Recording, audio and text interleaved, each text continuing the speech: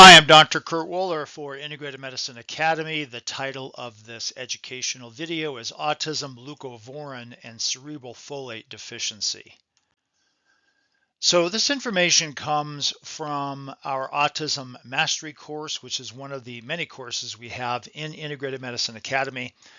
This course is a 16-module course with over 30 hours of lecture material, and there's a lot of information. We provide comprehensive details regarding autism-related behaviors, potential causes, contributing factors, and environmental influences. So for example, we talk about Candida, Clostridia bacteria, as well as digestive problems, which are common in autism, environmental exposures, that includes heavy metals and mycotoxins, food sensitivities, methylation imbalances, as well as mitochondrial dysfunction.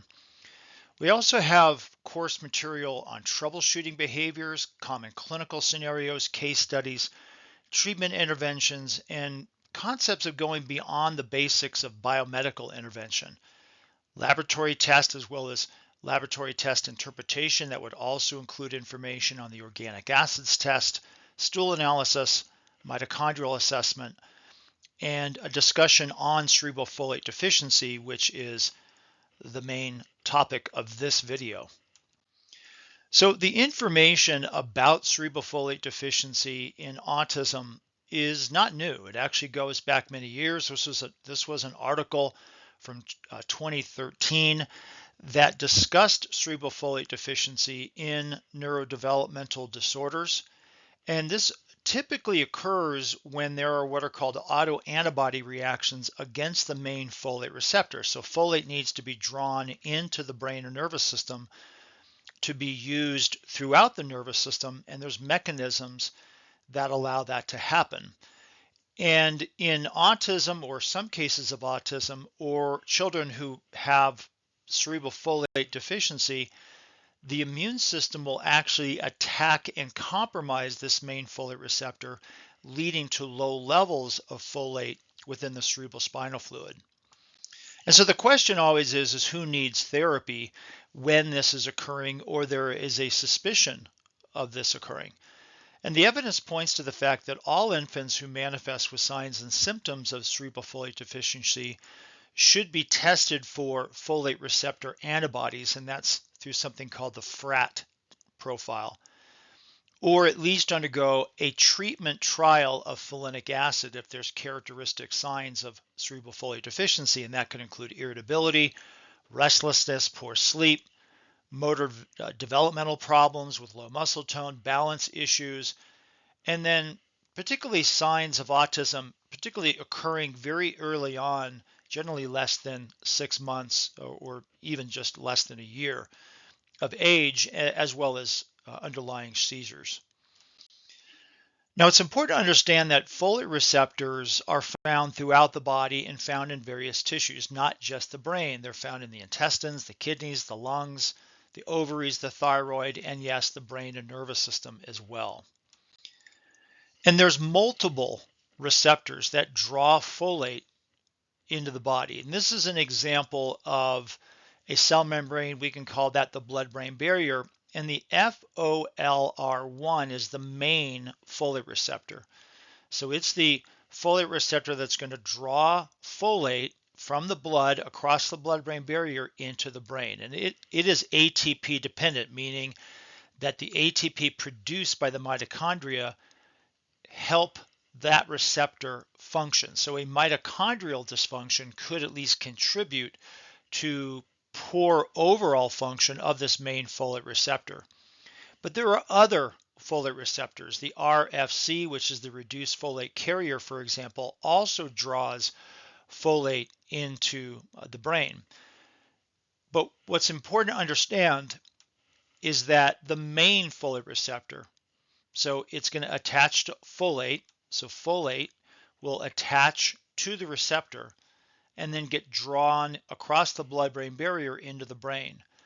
But when we have autoantibodies are antibodies that get produced by the immune system, and in this particular case, they're getting triggered against the folate receptor. They're going to either block the binding of folate, or we can have a binding antibody that can bind near the receptor and just alter its function. I mentioned the FRAT, the folate receptor antibody test. So we have binding antibodies and we have blocking antibodies. Both will compromise the function of the main folate receptor and inhibit or alter its ability to draw folate, again, across the blood-brain barrier into the brain. And one of the major triggers for these autoantibodies is the consumption of cow milk. Now, cow milk primarily, but it could also be goat milk, and likely other animal milk appears to be a trigger for the folate receptor blockage. So basically, there is a molecular pattern that occurs in animal milk that is similar to the binding site of the folate receptor, and that's what creates this autoantibody reaction.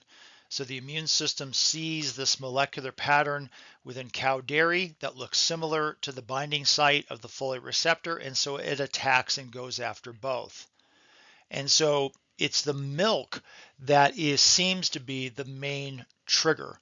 So we have now people who are going on different folate supplements, for example, to try and help this situation, but oftentimes what happens is they don't get much improvement because they haven't gone off of dairy or they haven't tested themselves for the folate receptor antibodies.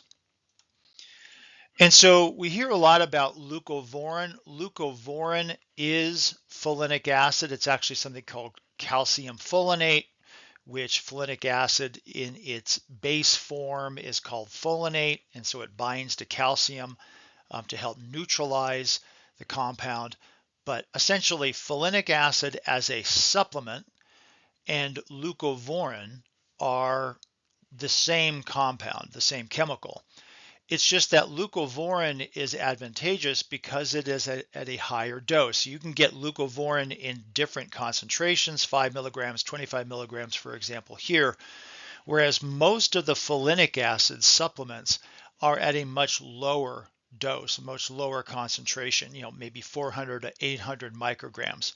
Now, there are forms of folinic acid as a supplement that are much higher in the amount of folinic acid that's needed. And there's no one set amount of folinic acid that's needed for everybody.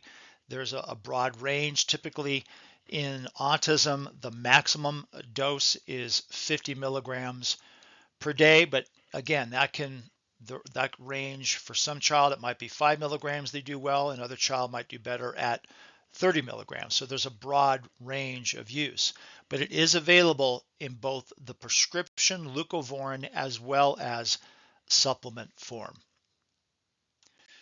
If you have any questions about Integrative Medicine Academy, the different mastery courses we provide, or the different services, membership levels, please take a look at our website through the different sections. You can always reach out to us as well. So the website is integrativemedicineacademy.com.